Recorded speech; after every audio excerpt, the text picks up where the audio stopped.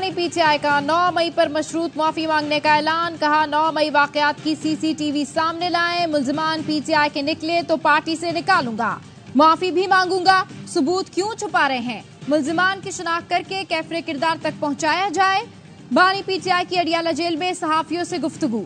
कहा 9 मई के मुतासरीन हम हैं, इंसाफ दिया जाए। 9 मई से डरता तो जुडिशल कमीशन का मुतालबा ना करता, मेरे अगवा पर मुझसे माफी मांगी जाए। फौज कौमी इदारा है, उसका तहफ्फुज हम सबकी जिम्मेदारी है, मुल्क की खातिर बात करने को तैयार हूँ। लग रहा है कुछ बड़ा होने जा रहा है। शहबाज, नवाज, जरदारी और मोहसिन नकवी के नाम ईसीएल में डालें, हसीना वाजिद की तरह फरार के रास्ते बंद किए जाएं। सहाफी ने पूछा शेख मुजीब के मुजस्समे तोड़े गए, वो अब भी आपके हीरो हैं? जवाब दिया शेख मुजीब पर जो भी बात की वो हमीदुर रहमान कमीशन की फाइंडिंग्स हैं, मेरी नहीं।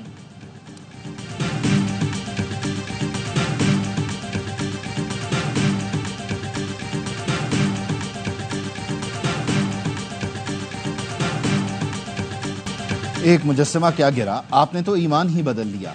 आप शेख मुजीब को हीरो मानते थे। वफाकी वजीर इत्तलात अता तारड़ की प्रेस कॉन्फ्रेंस। कहा पीटीआई वाले अब हसीना वाजिद की बात कर रहे हैं। शेख मुजीब ने तकसीम पैदा की थी, आप भी तकसीम पैदा करने के ही कायल हैं। तलाल चौधरी बोले सानहाय 9 मई का एतराफ जुर्म करने वाला अब सबूत मांग रहा है। कोर कमांडर हाउस के बाहर बानी पीटीआई की बहनें, भांजा और पार्टी रहनुमा मौजूद थे। सीसीटीवी फुटेज में कोर कमांडर हाउस के बाहर इनके लीडर देखे जा सकते हैं। इनकी सियासत हमेशा से जलाओ घेराव पर मबनी रही। मशरूत माफ़ी से बेहतर है गैर मशरूत माफ़ी मांग ली जाए।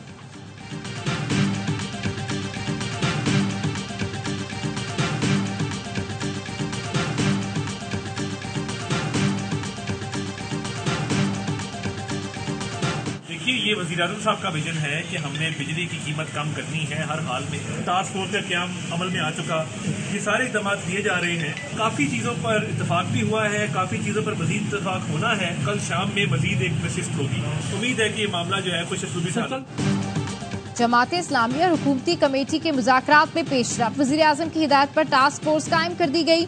वफाकी वज़ीर अता तारड़ ने वफ्द को यकीन दहानी करा दी। आज मुज़ाकरात का हतमी दौर होगा। मुज़ाकरात के बाद मीडिया से गुफ्तगू में वफाकी वज़ीर अता तारड़ ने कहा जमात इस्लामी के साथ काफ़ी चीज़ों पर इत्तफाक हुआ है। बिजली सस्ती करना और वज़ीर-ए-आज़म का भी एजेंडा है। सारे काम छोड़कर मुज़ाकरात कर रहे हैं तो मतलब हल चाहते हैं। 1300 सीसी तक की गाड़ी इस्तेमाल करनी चाहिए, इसमें गलत क्या है? सरकारी ऑफिसर से गाड़ी लेना भी गलत है। एक सिस्टम के तहत चल रहे हैं। जमात इस्लामी का डी चौक तक जाने का इरादा नहीं। लियाकत बलोच ने कहा हुकूमत ने हमारे मुतालबात से इख्तिलाफ नहीं किया, क़यादत से बात करके हुकूमत को आगाह करेंगे। धरने में कारकुन मौजूद हैं, ऐलान के मुताबिक मार्च होगा।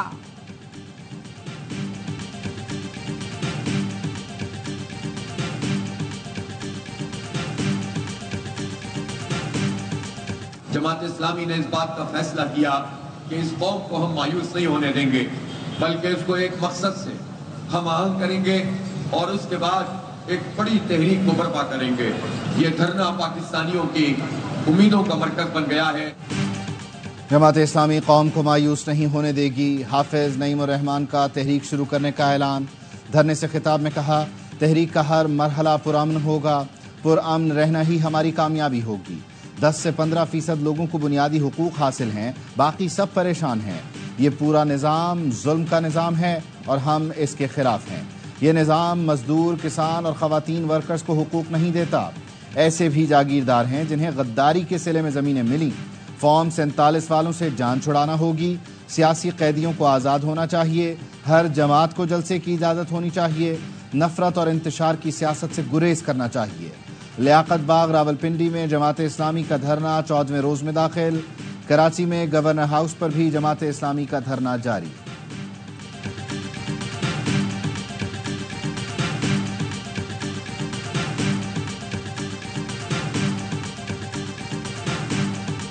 Israel's ongoing war against the people of the occupied Palestinian territory is manifestly engulfing the whole region.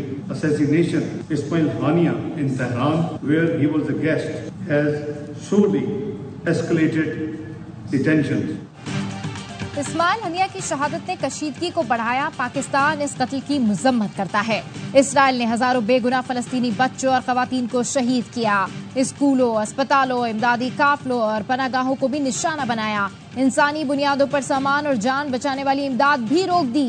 वजीर खारजा इसहाक डार का जद्दा में OIC की एग्जीक्यूटिव कमेटी के गैर मामूली इजलास से खिताब। कहा, दुनिया को इस वक्त जंग नहीं, अमन की जरूरत है। उम्मत मुस्लिमा को OIC से बहुत ज्यादा तवक्कात हैं। इसराइली मजालिम रोकने के लिए सबको अपना किरदार अदा करना चाहिए। इसराइल को इसके मजालिम पर जवाबदेह बनाना होगा। पाकिस्तान फलस्तीनी भाइयों के साथ है। इजलास के इनेकाद पर सऊदी क़यादत के शुक्रगुजार है।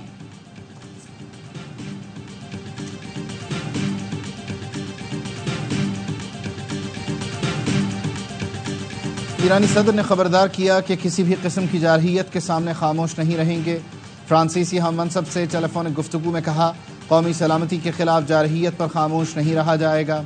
ईरानी आर्मी चीफ ने भी इसराइल को खबरदार कर दिया। बोले, जल्द इस्माइल हनिया की शहादत का बदला लेंगे।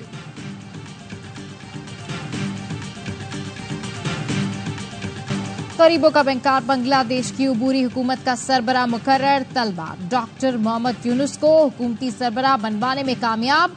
डॉक्टर यूनुस आज पेरिस से ढाका पहुंचकर हल्फ उठाएंगे। एयरपोर्ट पर मीडिया से गुफ्तगू में कहा, सियासत मेरे लिए नई चीज है। वतन जाकर देखना होगा कि हालात को कैसे मामूल पर लाया जाए। आज अबूरी काबीना के नाम भी फाइनल हो जाएंगे। बांग्लादेश में तलबा इनकलाब के बाद जिंदगी मामूल पर आने लगी। तलबा तहरीक की ढाका में सफाई मुहिम। नौजवान झाड़ू और बोरियां लेकर सड़कों पर जमा कचरा ठिकाने लगाने लगे। कई दिनों के हंगामों के बायस जगह जगह कचरे के ढेर लगे थे। बांग्लादेश में आज भी आम तातील है।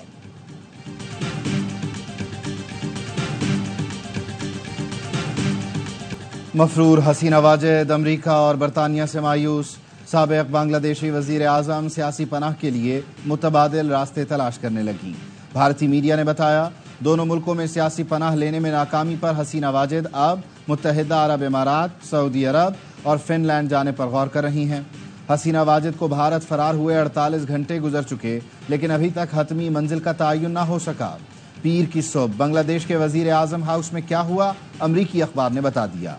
न्यूयॉर्क टाइम्स के मुताबिक पीर की सुबह बर्री, बहरी, फजाइया और पुलिस के सरबराह वजीर आजम हाउस पहुंचे। हसीना वाजिद ने मुजाहिरीन पर क्रैकडाउन की बात की तो फौज ने इसे नामुमकिन करार दिया। हसीना वाजिद इख्तिदार छोड़ना नहीं चाहती थी। दोपहर 1 बजे के करीब हसीना वाजिद की तकरीर की तैयारी जारी थी, लेकिन लाइव नशरियात के लिए आने वाला ट्रक वजीर आजम हाउस के बजाय आर्मी चीफ के दफ्तर पहुंच गया।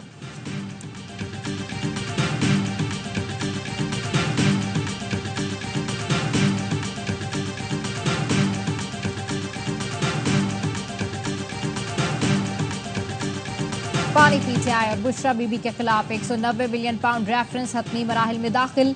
आखिरी गवाह तफ्तीशी officer deputy director NAB Umar Nadeem की शहादत पर जुज़वी जराह मुकम्मल। अब तक इस्तगासा के 34 गवाहान पर जरा मुकम्मल की गई। आखिरी गवाह पर जरा आज मुकम्मल होगी। एहतसाब अदालत ने 14 गवाहान की शहादतों को गैर जरूरी करार देते हुए समाअत मुलतवी कर दी। बुशरा बीबी ने बरियत की दरखास्त दायर कर दी। अदालत ने फरीकैन को नोटिस जारी कर दिए।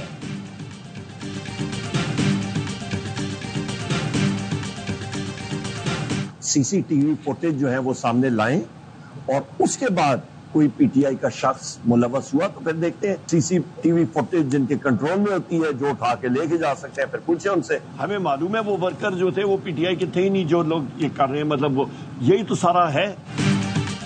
बानी PTI ने कहा है, पहले CCTV फुटेज सामने लाएं, उसके बाद मुआफी का देखेंगे। अपोजिशन लीडर उमर अयूब कहते हैं, बानी पहले दिन से ही फुटेज की बात कर रहे हैं। हमें पता है वो लोग हमारे कारकुन नहीं थे। जिन लोगों ने CCTV फुटेजेस गायब की उनसे पूछा जाए। कायमा कमेटी बराए खजाना के इजलास से वॉकआउट के बाद मीडिया से गुफ्तगू में कहा, बांग्लादेश में हसीना वाजिद का हाल देख लें, यही यहाँ भी होगा। जो मर्जी कर लें, PTI का रास्ता नहीं रोक सकेंगे।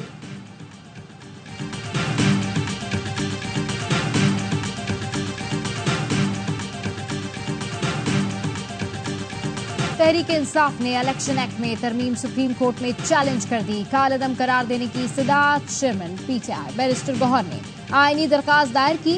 इलेक्शन कमीशन को मखसूस नशिस्तें दूसरी सियासी जमातों को अलॉट करने से रोकने और नशिस्तें पीटीआई को अलॉट करने का हुक्म देने की भी इस्तदा। तहरीक-ए-इंसाफ फहरिस्तें इलेक्शन कमीशन में जमा करा चुकी। 12 जुलाई के फैसले के बाद मखसूस नशिस्तें तहरीक-ए-इंसाफ का हक है।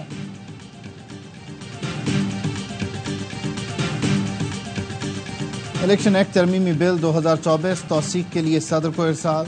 सेनेट सेक्रेटेरिएट ने तरमीमी बिल सदर आसिफ अली जरदारी को इरसाल किया।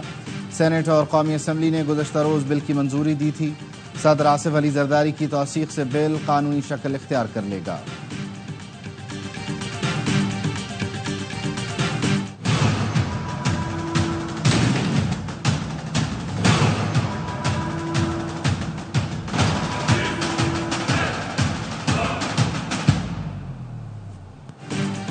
इलेक्शन कमीशन ने मखसूस नशिस्तों के केस में नजरसानी अपील दायर कर दी।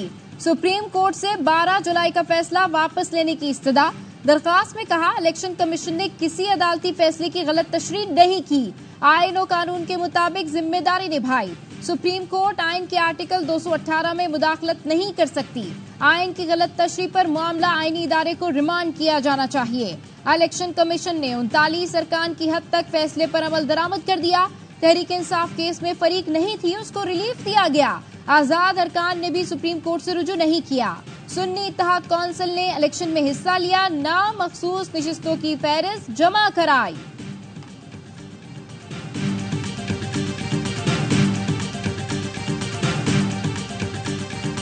गवर्नर खैबर पख्तूनख्वा फैसल करीम कुंडी की वफाकी वजीर दाखिला मोहसिन नकवी से मुलाकात। वजीर दाखिला की पेशावर और एबटाबाद में क्रिकेट अकेडमीज और दीगर सहूलतों के क़याम की यकीन दहानी। मोहसिन नकवी ने कहा, दूसरे मरहले में DI खान और मलाकंड में क्रिकेट अकेडमीज कायम की जाएंगी। पूरी कौम की नजरें अरशद नदीम पर। पेरिस ओलंपिक्स में पाकिस्तान के लिए मेडल की वाहिद उम्मीद। अरशद नदीम जेवलिन थ्रो के फाइनल में आज एक्शन में होंगे। मुकाबला पाकिस्तानी वक्त के मुताबिक रात 11:25 पर शुरू होगा। दिफाई चैंपियन भारत के नीरज चोपड़ा से कांटे के मुकाबले की तवक्को। क्या अरशद 32 साल बाद पाकिस्तान को मेडल दिला पाएंगे?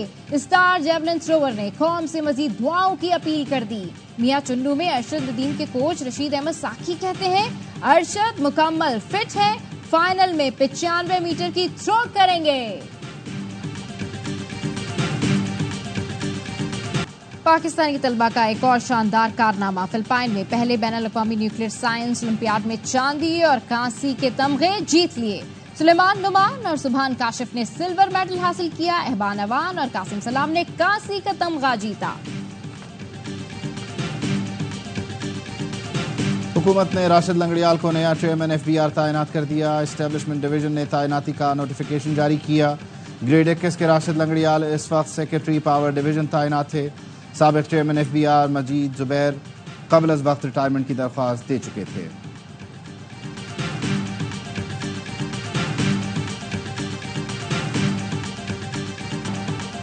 कराची के जोहराबाद में फायरिंग से पुलिस एहलकार कत्ल वाक़े की वीडियो सामने आ गई। डकैत को पुलिस एहलकार शब्बीर अहमद से असला छीनते देखा जा सकता है। जख्मी शब्बीर अहमद आखिरी दम तक लड़ता रहा। मुलजिम एहलकार की मोटरसाइकिल और असला ले गया, अपनी बाइक छोड़ गया। पुलिस के मुताबिक एहलकार पर 9mm से 10 गोलियां बरसाई गईं। कराची के इलाके डिफेंस में 2 ग्रुपों के दरमियान मुसल्लह तसादुम की तहकीकात में पेशरफ्त। पुलिस ने मजीद शवाहिद और CCTV फुटेज जमा कर ली। नवाबजादा मीर अली बुगटी को शामिल तफ्तीश किए जाने का इम्कान। एक ग्रुप के मुसल्लह अफराद फहद बुगटी की रिहाइश गाह के करीब पहुंचे। नवाबजादा मीर अली बुगटी ग्रुप की सरपरस्ती कर रहा है।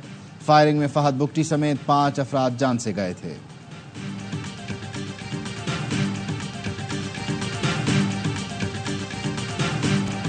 पंजाब के मुख्तलिफ शहरों में बारिश, नशेबी इलाके ज़ेरे-आब। इस्लामाबाद और रावलपिंडी में रेन इमरजेंसी। बारिशों का सिलसिला 2 दिन तक जारी रहने की पेशगोई।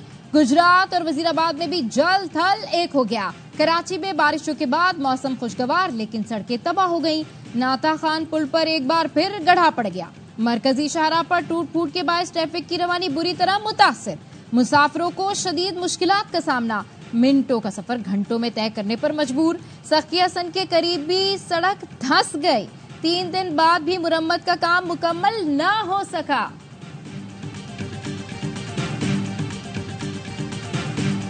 शहर सब्ज परचमों की बहार, हर तरफ मिली जोशो जज्बा उरूज पर। बलूचिस्तान हुकूमत ला रही है ग्रैंड आज़ादी नाइट। 13 अगस्त की शब बुगटी स्टेडियम कोयटा में जश्न का समा होगा।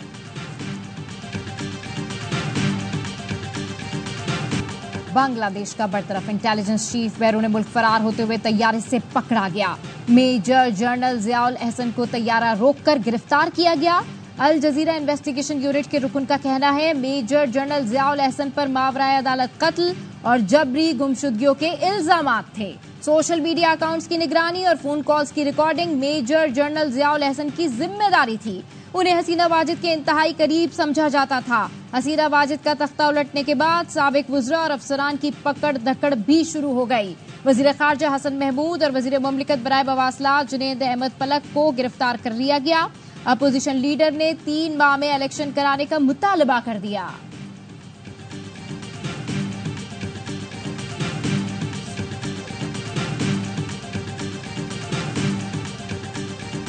पाकिस्तानी हुकूमत और अवाम बांग्लादेश के अवाम के साथ खड़े हैं। उम्मीद है बांग्लादेश के हालात तेजी से मामूल पर आएंगे। बांग्लादेश की सूरत हाल पर पाकिस्तान ने पहला बाज़ाबता बयान जारी कर दिया। वजारत खारजा का कहना है यकीन है बांग्लादेश के अवाम का जज्बा और इत्तेहाद उन्हें हम आहंग मुस्तकबिल की तरफ ले जाएगा।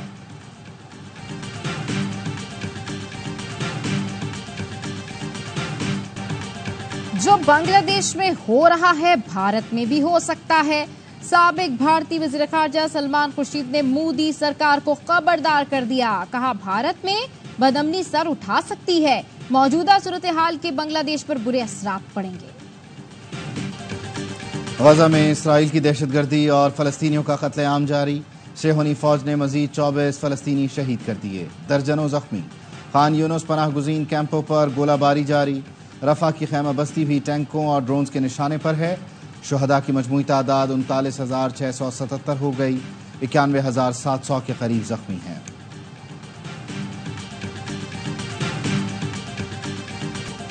बांग्लादेश के खिलाफ टेस्ट सीरीज के लिए कौमी स्क्वाड का ऐलान। शान मसूद क़यादत करेंगे। शाहीन शाह अफरीदी की जगह सऊद शकील नायब कप्तान मुकर्रर। डोमेस्टिक में शानदार परफॉर्मेंस पर कामरान गुलाम, मोहम्मद हुरैरा और मोहम्मद अली स्क्वाड में शामिल। इमाम उल हक, ड्रॉप, बाबर आजम, सरफराज, रिजवान, शाहीन आफरीदी, नसीम शाह और साइम अयूब स्क्वाड का हिस्सा। पहला टेस्ट 21 से 25 अगस्त तक रावलपिंडी, दूसरा 30 अगस्त से 3 सितंबर तक कराची में खेला जाएगा।